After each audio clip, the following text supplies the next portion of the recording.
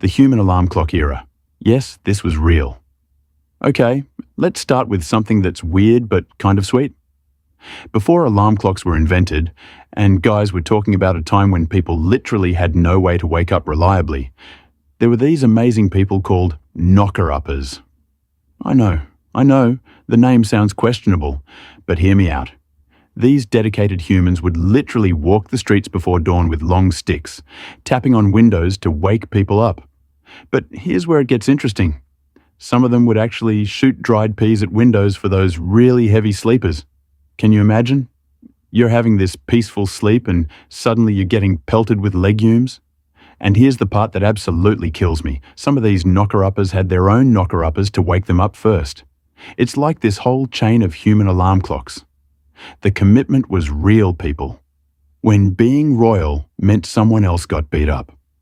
Now this next one is just morally questionable on so many levels. So back in medieval Europe, princes couldn't be physically punished because of the whole divine right thing. But did they just get away with everything? Oh no, honey, no. Instead, they had these kids called whipping boys, who would literally get beaten every time the prince misbehaved. The theory was that watching your friend get hurt would make you feel guilty enough to behave better. Spoiler alert, it probably didn't work. But plot twist, being a whipping boy was actually considered kind of prestigious because you'd form this close bond with future royalty. Still doesn't make it okay, but hey, medieval Europe was a wild time. The blood-sucking business model. Back when doctors thought bloodletting could cure literally everything, leeches were basically liquid gold. Enter the leech collectors, brave souls who made their living by walking into swamps and marshes and just letting leeches attach to their bare legs. I'm not kidding. They would wade into these gross, muddy waters, let these little vampires feast on them, then carefully peel them off and sell them to medical practitioners. It was like being a human bait station, except way more disgusting, and you could get serious infections. Life as a living chess piece. In ancient China, emperors would play human chess with actual people as the pieces. Imagine having to stand there for hours, dressed in elaborate costumes, waiting for someone to decide your next move. And when you got captured, you had to dramatically collapse and pretend to be dead, then just lie there on the ground until the game was over. No bathroom breaks, no snacks, just pure commitment to being a human game piece. The things people did for employment. The original body snatchers. Here's where things get really dark. Medical schools in the 18th and 19th centuries desperately needed cadavers for study, but there weren't enough legal ones to go around. So naturally, some entrepreneurial individuals became resurrectionists, professional grave robbers who would dig up fresh corpses and sell them to doctors. Some of these guys got so into the business model that they decided digging was too much work and just started making their own corpses. Looking at you, Burke and Hare. Capitalism at its absolute worst, people.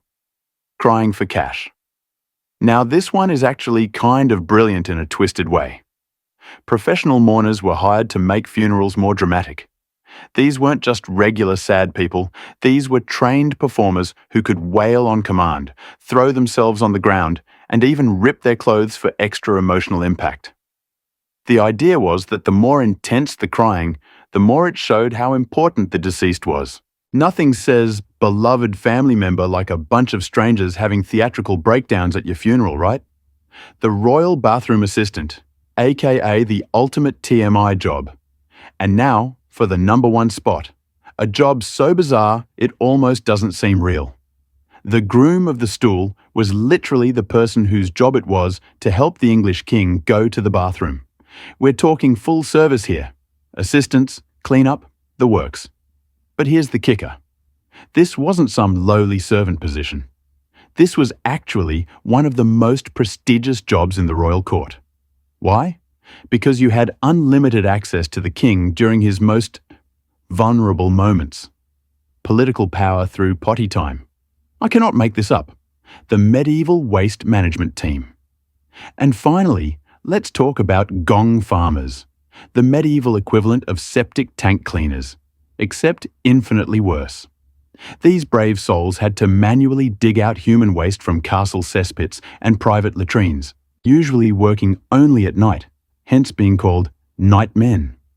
They'd be knee-deep, sometimes neck-deep, in human excrement, with zero ventilation and constant risk of the cesspit ceiling collapsing on them. One poor guy named Richard the Raker actually drowned in a cesspit in 1326. Despite the horrific conditions, they were actually paid pretty well. 2 shillings per tonne of waste removed.